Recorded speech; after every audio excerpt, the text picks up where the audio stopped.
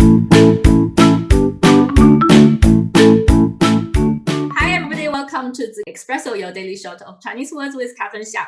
So we are here in our 名师讲坛 playlist, where I invite top Chinese language educators and researchers to share their unique research and teaching achievement.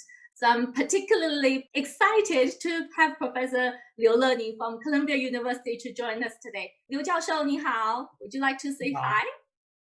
你好，大家好。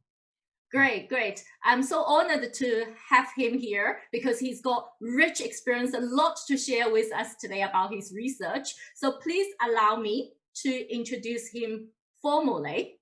And Professor Liu Lening has PhD in linguistics from University of Florida, and he's currently Professor of East Asian Languages and Culture at Columbia University, and also serves as a co-director of the certificate program of teaching Chinese to speakers of other languages. He's a standing director of the World Chinese Language Teaching Association. His own research involves syntactics, text and grammar analysis, and of course, Chinese language teaching methodology.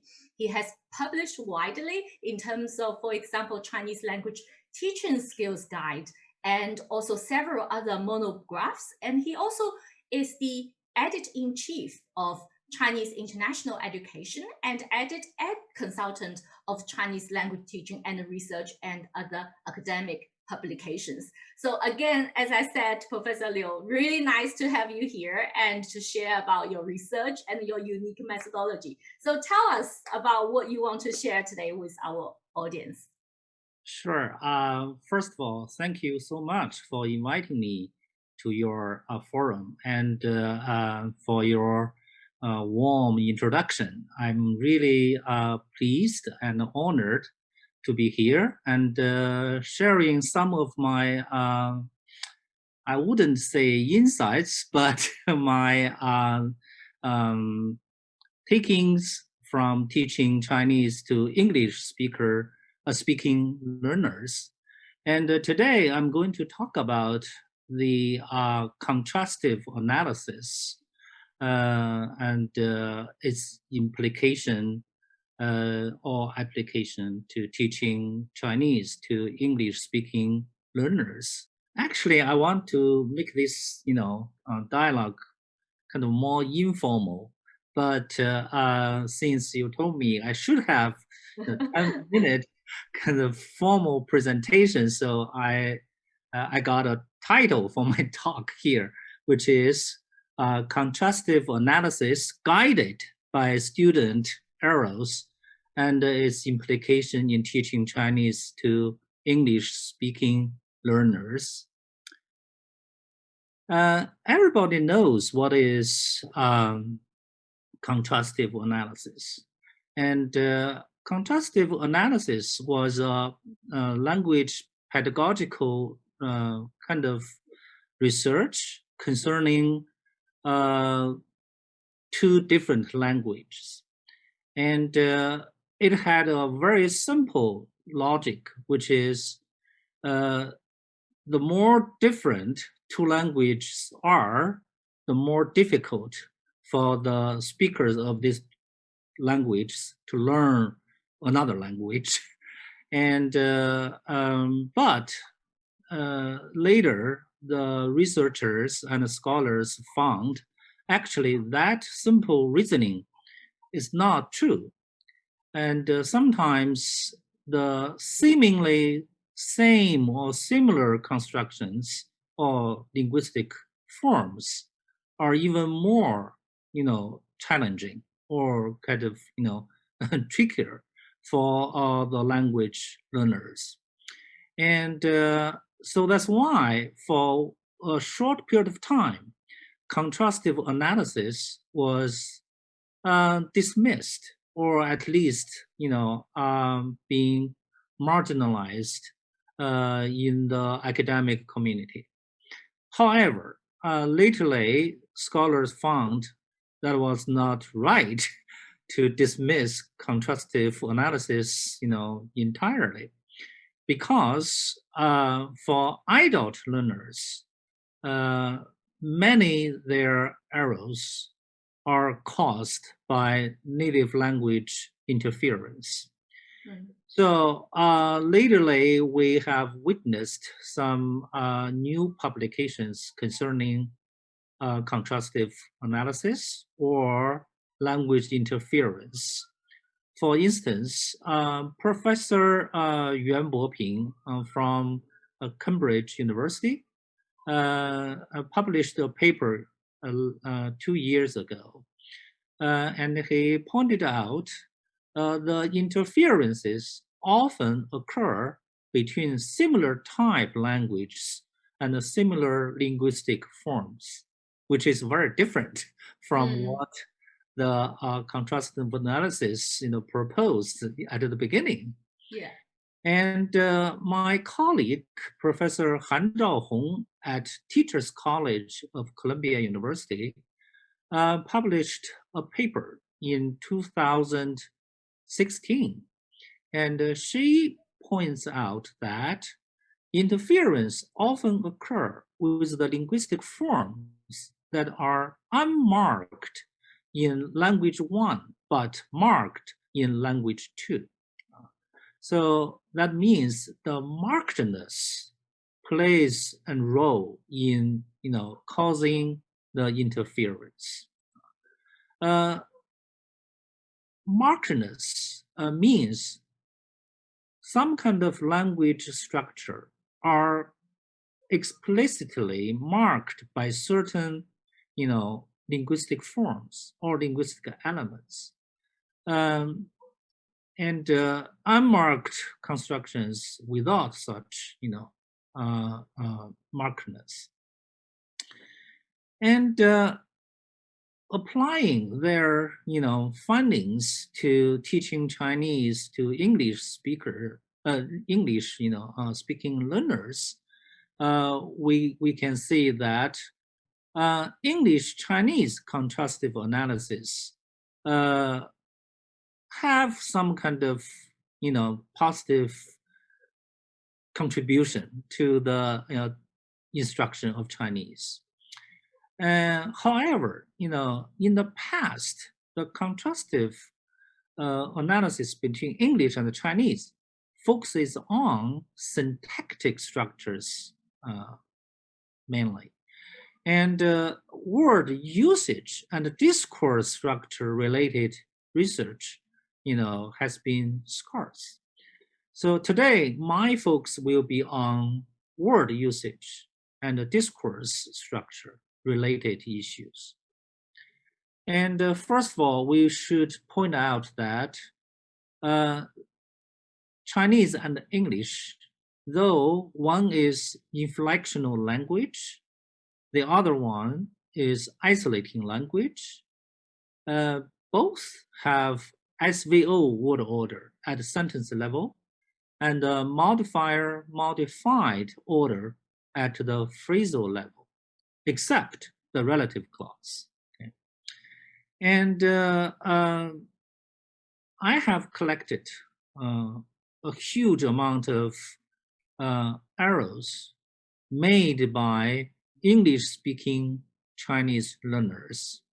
Some of them are very representative and typical, and I believe discussing them will be helpful for English-speaking Chinese learners.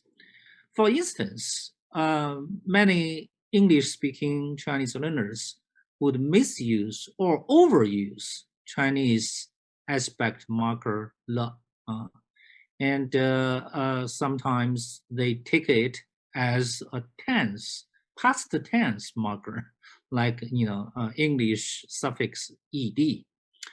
For instance, they would say something like 去年我爸爸在中国工作了，我们去看他。And apparently here, le is not, necessary. And the reason is, 去年我爸爸在中国工作 is background information.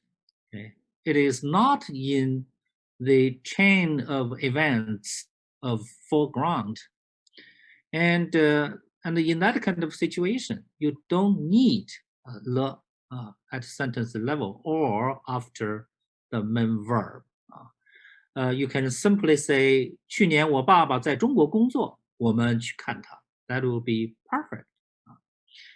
And another one would be misusing Chinese conjunctive adverbs. I have to say, one thing which is quite revealing about the clausal relationship in Chinese, which is Chinese heavily depends on conjunctive adverbs rather than conjunctions in indicating clausal relationship. In English, on contrary, the language heavily depends on conjunctions used in subordinative clause to indicate the relationship between two clauses. For instance, in English, you would say if somebody does something, we would do something. But in Chinese, we often than not, we don't need the conjunction if, 如果. We can only use conjunctive adverb 就 in the main clause. Then the relationship between two clauses is very clear. So for English-speaking Chinese learners, there are two common errors concerning this matter. One is they may put Chinese, conjunctive adverb in a wrong, location, which means, between the subject of the main clause. Two, they may overuse Chinese conjunction, such as 要是, 假如, 如果, but forget to use conjunctive adverb in the main clause 就, and that will be not so authentic Chinese sentence. For instance, they sometimes say 要是你去看电影，就我也去看. So in this case, the position of Chinese conjunctive adverb 就 is misplaced. You should say 我就也去, right? You cannot say 就我. Actually, a better Chinese sentence would be 你去看电影，我就也去看电影. Especially colloquial communication, right? We don't have to say in spoken Chinese, yeah. And another challenging issue for English-speaking Chinese learners would be Chinese classifier phrases or measure, phrases, because in English you only use measures when you, have a kind of uncountable or collective noun, right? And for example, sometimes students would say 他养了一个狗. And because, 个 is the most general Chinese classifier or measure. And though, you can try 个 when you are not so sure about which measure or which classifier you should use. However, sometimes it doesn't work. In most cases that may be okay. For example, 三位老师, you can say 三个老师, 三位小姐, 三个小姐 will be fine. But 一只狗 cannot be said as 一个狗. Okay. So another one will be Chinese locative word, because in English, when you indicate a location of something, usually you use prepositions, such as on something, in somewhere, and inside a certain space, or above something, below something, right? However, in Chinese, we heavily, rely on so-called locative words, particularly when it comes to existential sentences. For instance, American students would say something like 历史里没有这样的例子, because the English sentence would be there is no such example or instance in the history. Okay, you would say in the history, and the preposition in is somewhat equivalent of Chinese or related to Chinese locative word 理, so that's why they would say 历史里. However, the correct Chinese expression should be 历史上.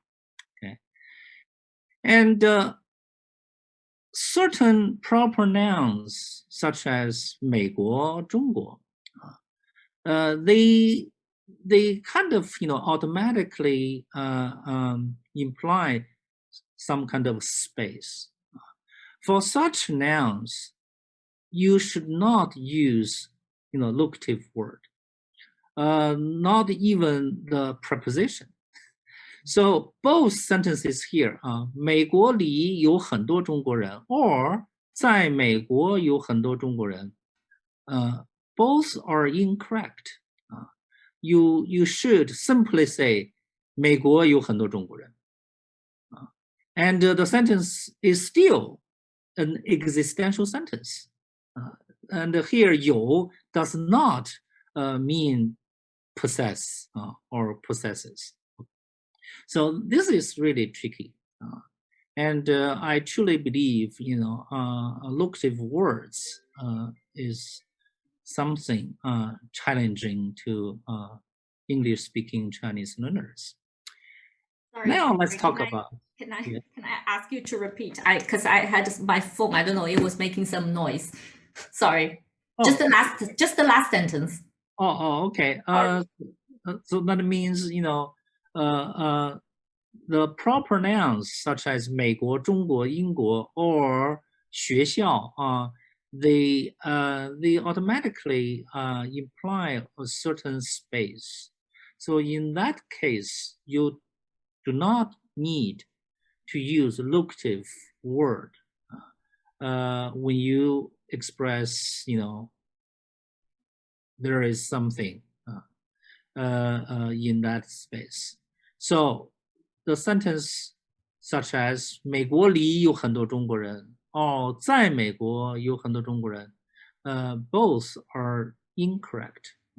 You should simply say 美国有很多中国人 中国有很多美国人 学校有很多学生 though in these sentences there is no locative word, but they are still the existential sentences.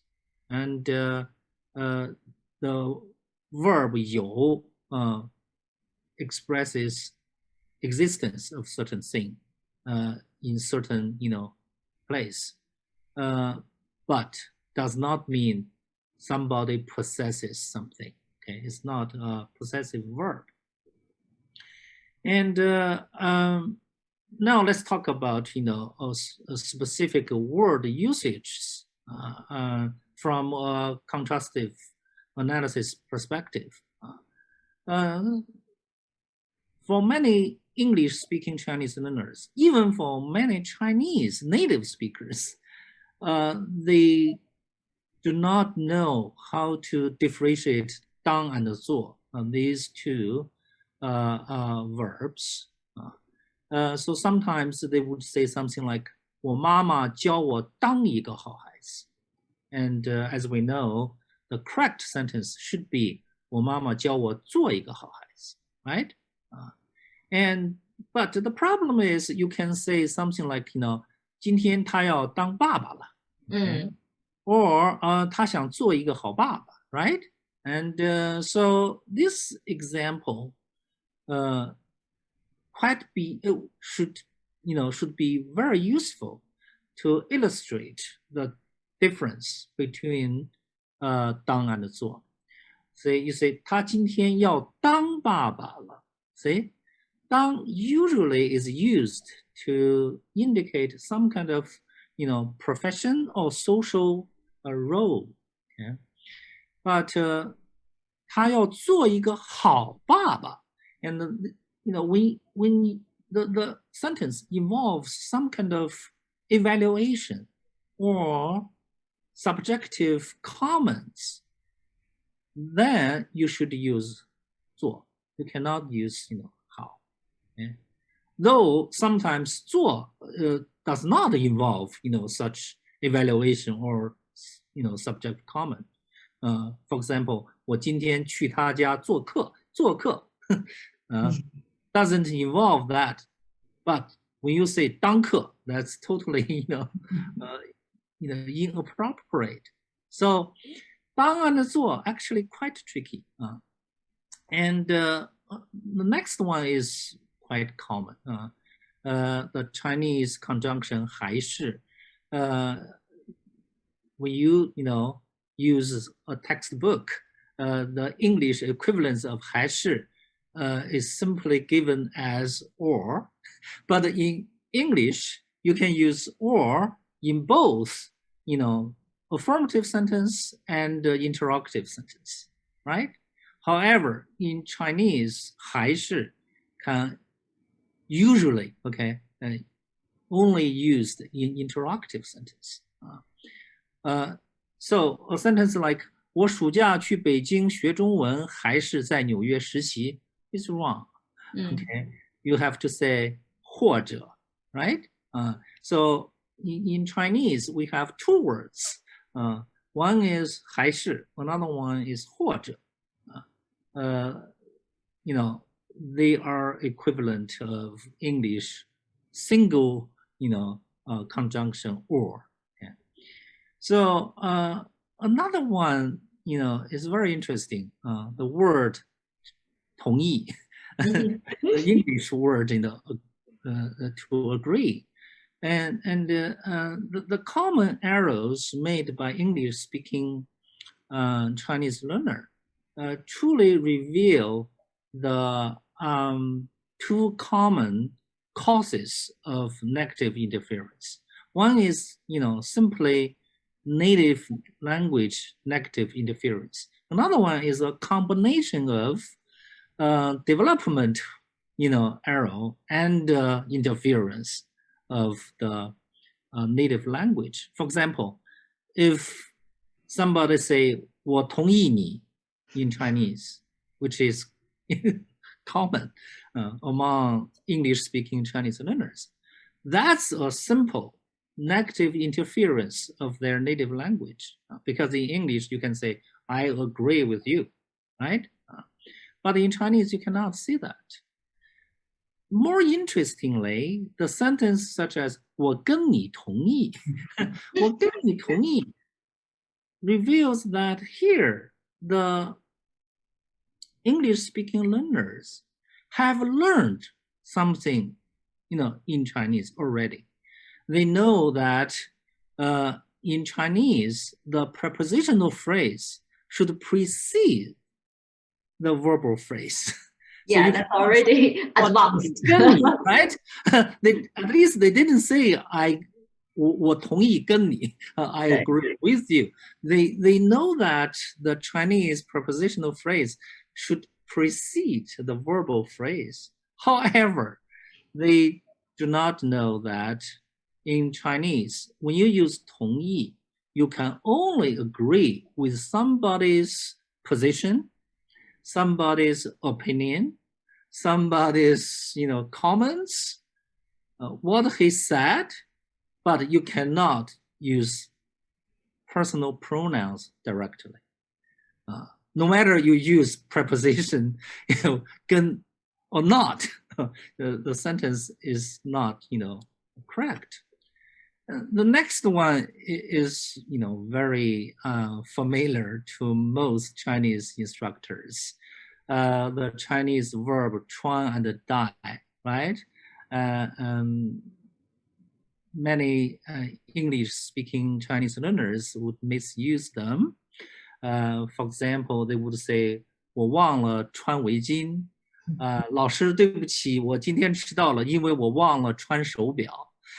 And 我真的不明白为什么很年轻的中国女生，带那么多化妆品，或者穿那么多化妆品，right?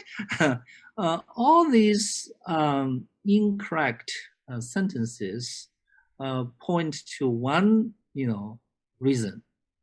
That is, they do not how to differentiate Chuan from Die. So usually Chuan is used for the essential coverage of your body. So you 穿衣服, 穿袜子, but anything has a little bit decorative function would be die, right? 戴手套, 戴帽子, 戴耳环, 戴眼镜, right? And so this difference should be made clear to the students. And 适合, 适应, 合适, these three words are some kind of, similar, but actually they have very different distributions in Chinese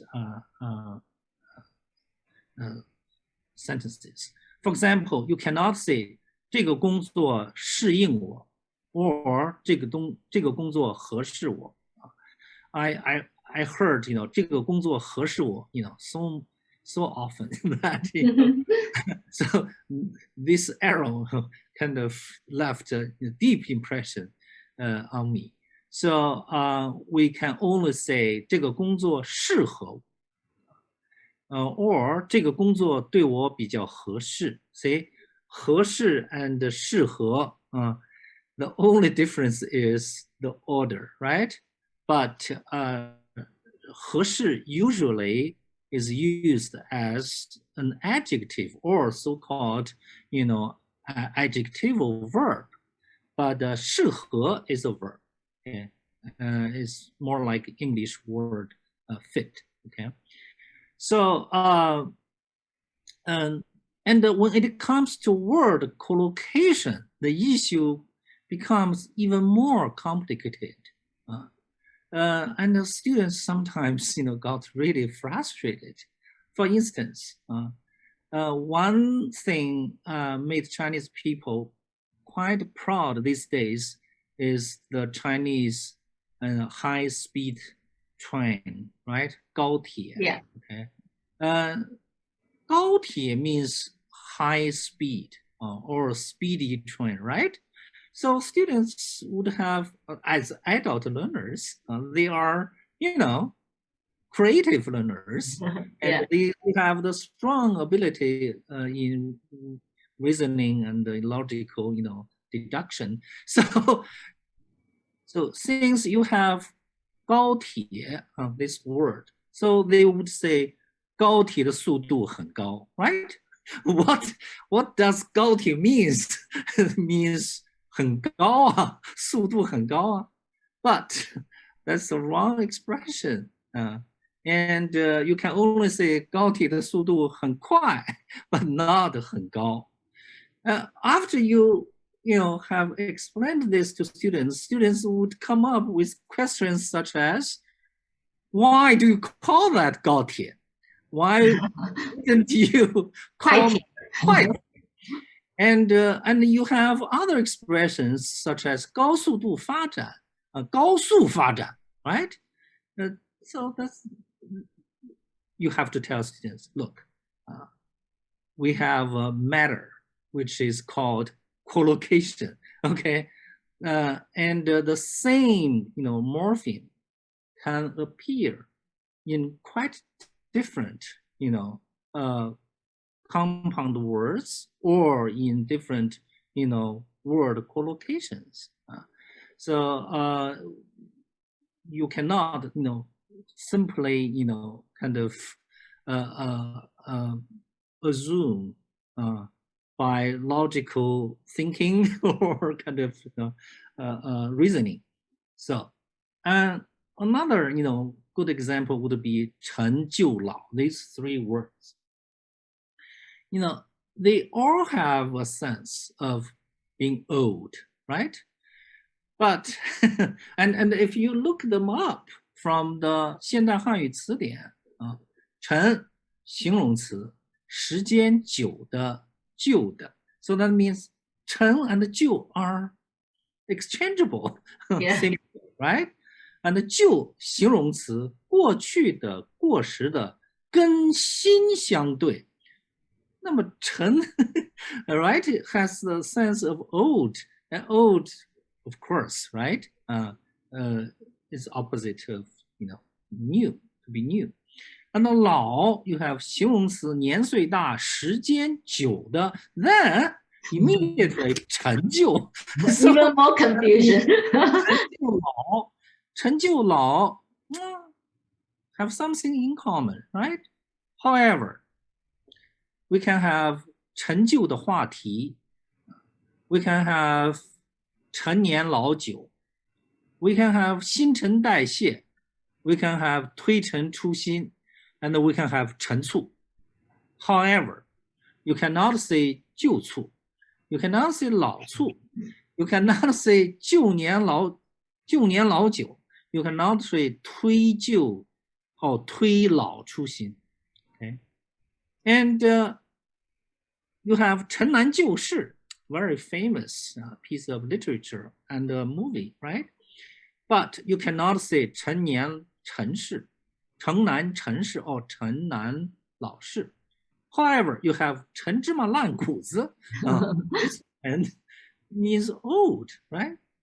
And you have 旧友旧交旧与新知 but you don't have 老交陈交 You have 旧都故都 you don't have 老都陈都 You have 旧病老病老毛病 you don't have 陈病旧毛病陈毛病 You have 老友老人旧友故人 you don't have 陈人 or 旧人 However, you can say 单位的老人这个老人 doesn't mean someone is old It only means someone has been working in this unit for a long time, okay?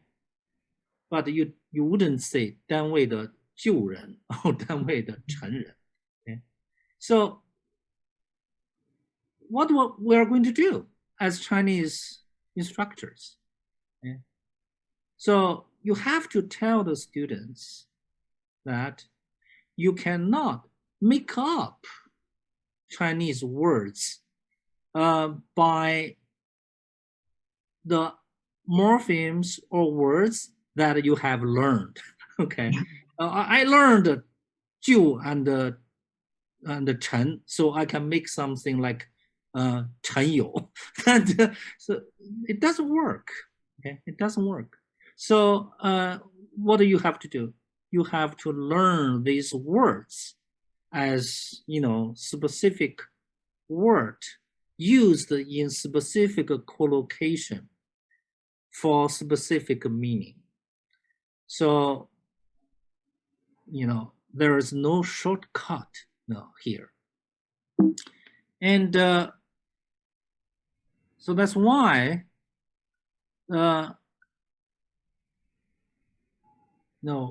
we have a hard job to do as Chinese instructors. I will speak up, a little bit because I want to leave some time for our dialogue. I will give you some example for the interference at discourse level, okay? Because the discussion on this subject is not easy to be found. And as we mentioned previously, English-speaking Chinese learners kind of tend to overuse forward-linking Chinese adverbs or conjunctions in spoken Chinese. For example, 即使给我100块我也不干 or 假如给我100块我就干 You don't need 即使 nor 假如 You can simply say 给我100块我也不干 给我100块我就干 Okay. And another common kind of error is to use 然后 as a placeholder or filler in discourse. Something like 我叫某某某，然后呢是一名小学老师，然后呢我有很多年的教中文的经验，然后呢我对工资没有太多的要求。This kind of usage of 然后 as a filler. And the clausal order, okay, there is a common error, which is overusing 要是什么什么的话 to indicate a conditional relationship in Chinese. For instance, 我就去，要是你去的话 it doesn't work, okay? And we have to be aware, 要是什么的话 this kind of sentence structure and clausal order was not authentic Chinese. That was borrowed from English. This kind of clausal order in early 20th century. Because in English you can put if between the main clause or after the main clause, right? So that's precisely the word order in which if appears after the main clause made Chinese scholars to borrow such expression into Chinese, and that's how we we kind of invented Chinese 要是什么的话 So don't overuse it. First of all, it's not very natural in Chinese. Secondly, sometimes it doesn't work. And last one, the register inconsistency. For instance, 中东地区冲突不断，人民流离失所，联合国就派人去救他们。As you can see, this is a formal speech, right? And so in formal speech, the nucleus verbs usually have to be bisyllabic. Okay? So that's why 联合国就派人去救他们 is not consistent with the overall register of the speech. So we need to replace 派 and 救 with bisyllabic formal verbs such as 派遣救援 So to sum up, I would like to quote a newly published article on Chinese vocabulary learning. It was authored by Suhiki and Keiko Koda. And in their conclusion, they said, L2 vocabulary knowledge was necessary, but insufficient for successful L2 word meaning inferencing. Since, one, the interrelationship between L2 vocabulary knowledge and L2 word meaning inferencing was consistent across different types of multi-character words, at least not influenced by morphological structure and familiarity with base words. Two, L2 vocabulary knowledge played an important role due to its direct and mediation effects. And three, L2 morphological analysis made an additional contribution through the mediation of L2 vocabulary knowledge. it tells us that though Chinese compounds are formed in some similar ways, like parallel structure, or modified, or 主谓结构 of subject predicate, but you cannot, inferring the meaning of the compound simply based on the interrelationship of the morphemes, because sometimes it just doesn't work. For example, 马虎 seemingly is a coordinative construction, right? 并列结构. You have horse, you have tiger, right? But it doesn't mean, horse and tiger, or it doesn't even mean one of them, right? A so-called 偏义词, right? And the resulting compound is an adjective. So that means you cannot, try to inference the meaning of the resulting compounds simply based on the meaning of morphemes or the relationship of the, how the compound is structured.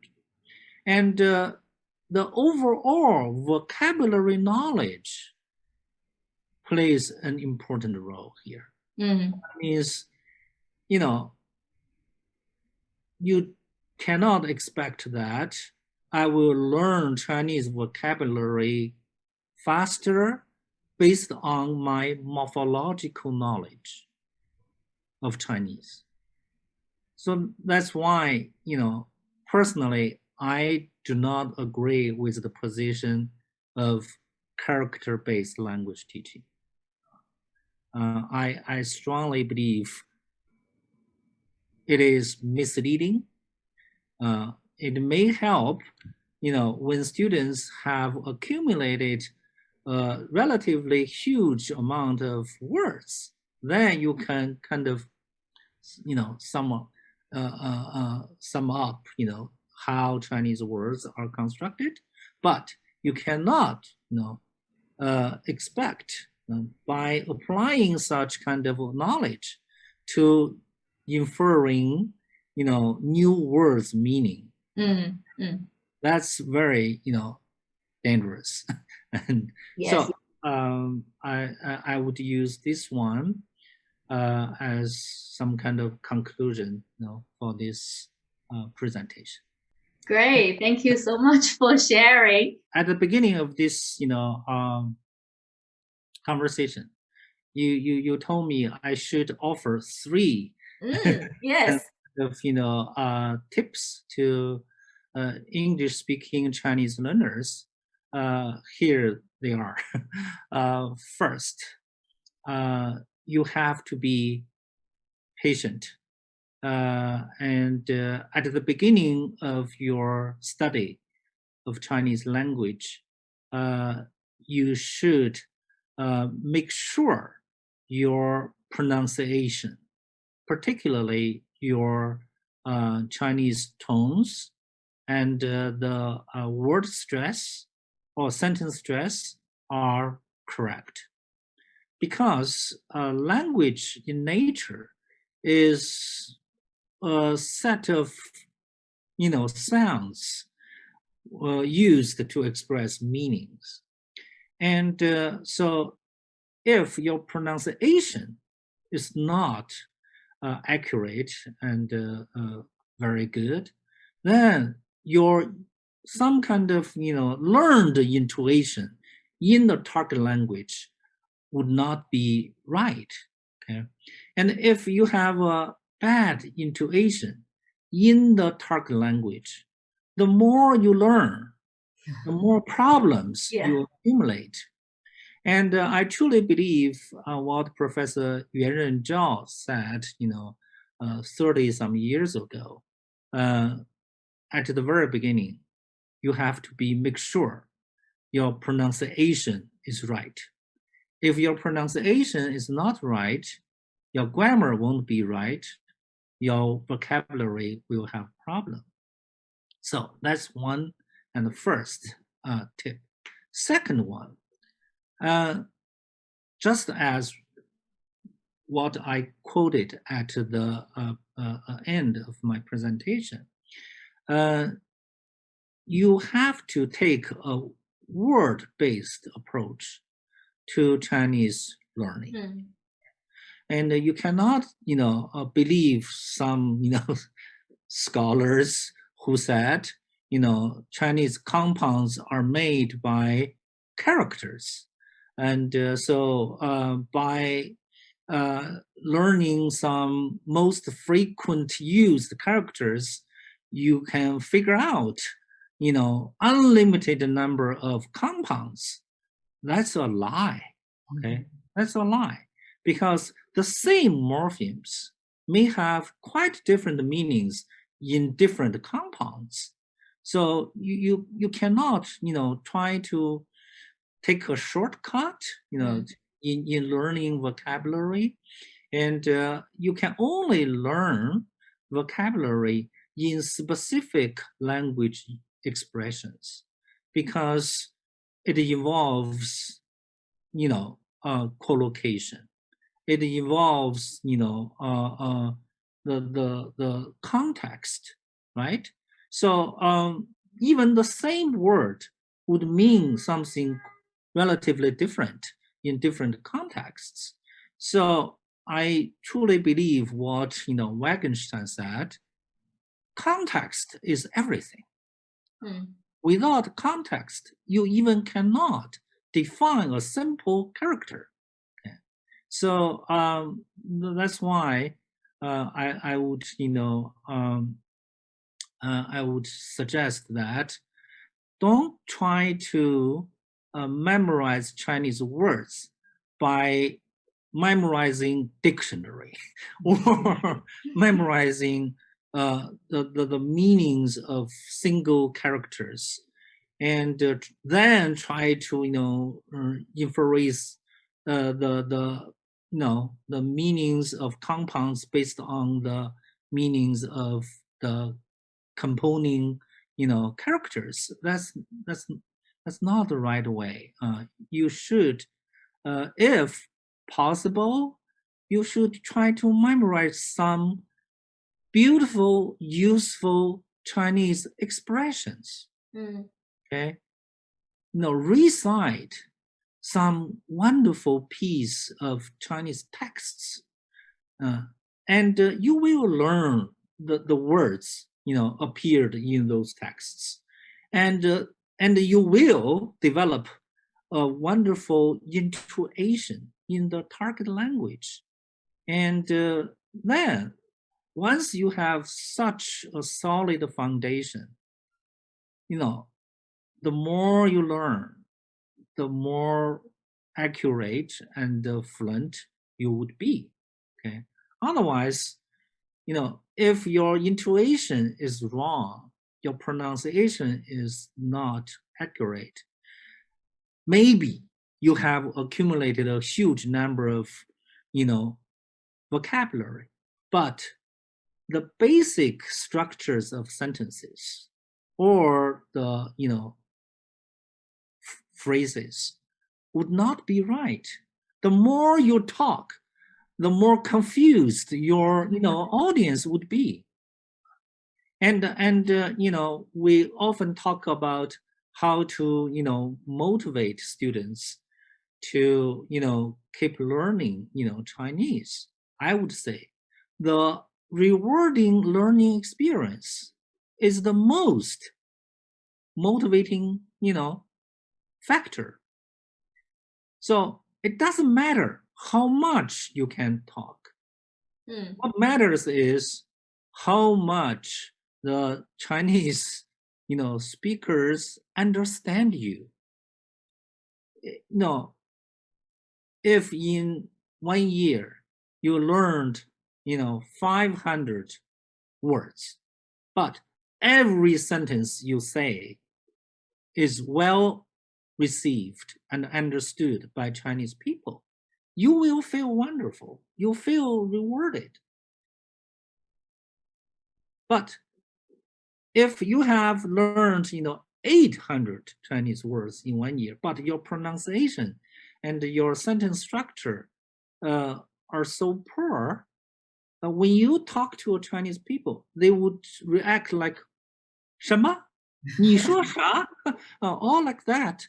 The students will be, greatly discouraged. Okay, so I think, I always say that as a Chinese instructor, we don't mind, students' motives for learning Chinese. What we are concerned is how to, kind of develop a strong motivation for students. Okay. Motives means for what reason they walk into a Chinese classroom. Motivation is how to keep them going. Okay, I wouldn't mind, students take my class for what kind of strange reasons. I don't mind it. Okay, I don't care. What I can do is I can offer students a positive, rewarding, pleasant learning experience in my class. To do so, we have to be very knowledgeable of both the target language and the student's native language. Otherwise, you won't be a good instructor, no matter what teaching methodology you adapt. So that's why my research mostly focuses on linguistic studies. I strongly believe we have to know the linguistic structures of both target and students' native language well to teach effectively. I do not want to overemphasize the importance of series of language acquisition and teaching, methodology. I think, if you master one of the approaches very well, you can be effective, no matter it's task-based or communicative based or theme-based or even grammar-based. And so that's what I have. I wouldn't say kind of concluded. That's what I have come up with. No, it's really, really helpful and really, really useful. I just have one final question. So I think it's also related to, vocabulary learning in general. I totally agree with you in terms of understanding the connotation and not just randomly thinking, I know this word, I know another word, I can be creative. Sometimes it's just simply doesn't work. Yes.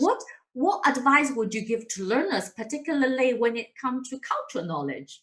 Because sometimes words combination does work. However, the context will determine, or the cultural knowledge will determine, it has completely different meaning. I was thinking about like 吃醋,吃苦,吃豆腐, right? So they are all fine, and there's no problem with connotation. However, 吃醋 is not meaning just eating vinegar, right? Or 吃豆腐 has completely different cultural connotation. How do you recommend learners to learn that aspect of the language? Again, they have to learn those things or that kind of expressions in the specific context. And without context, it's very hard to make students understood what these, expressions mean. Without context, how do you make them understand 吃醋 is, right?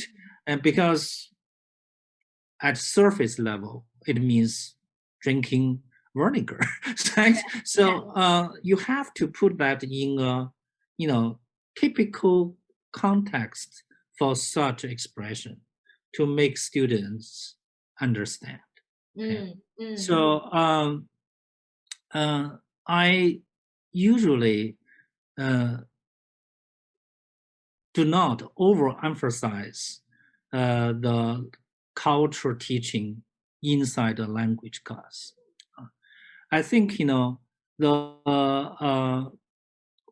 what we should do is we should carefully select or compile culturally rich teaching materials and then focus on language.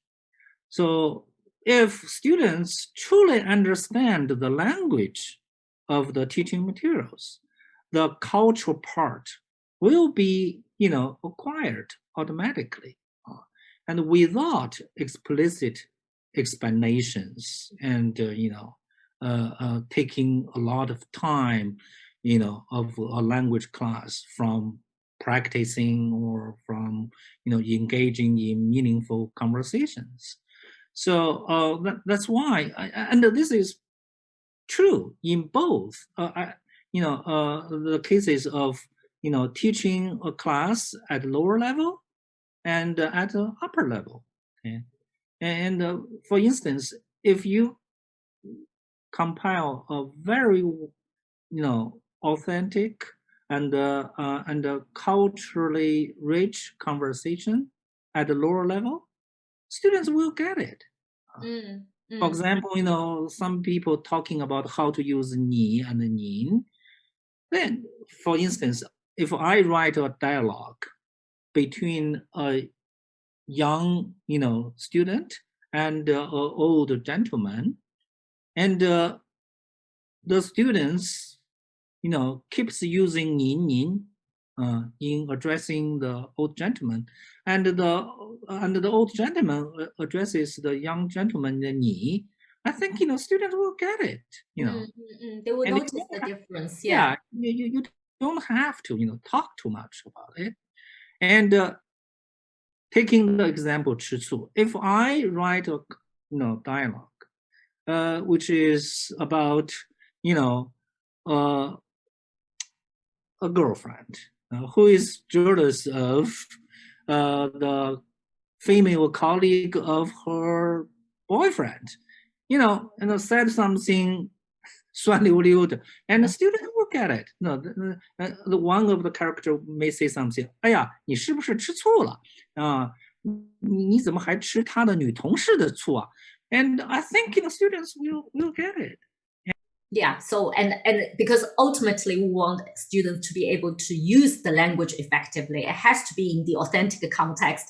And by providing that authentic context, student will also naturally acquire cultural understanding of the language use. Exactly. We have to trust our students. And they are adults, and they can get it. And, yes. Perfect.